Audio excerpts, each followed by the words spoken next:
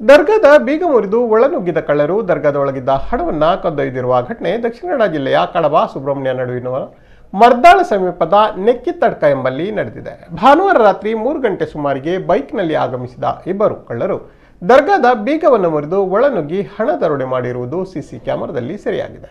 ದರ್ಗಾದ ಕಬ್ಬಿಣದ ಬಾಗಿಲಿಗೆ 2 ಬೀಗಗಳನ್ನು ಹಾಕಲಾಗಿದ್ದು, ಇದರಲ್ಲಿ ಒಂದು ಬೀಗವನ್ನು ಮುರಿದಿರುವ ಕಳ್ಳರು ಎರಡನೇ ಬೀಗವನ್ನು ಮುರಿಯಲಾಗದ ಕಾರಣ ಬಾಗಿಲಿನ ಚಿಲಕವನ್ನೇ ಮುರಿದಿದ್ದು ಸುಮಾರು 30,000ಕ್ಕೂ ಹೆಚ್ಚಿನ ಹಣವನ್ನು ಎಗರಿಸಿದ್ದಾರೆ.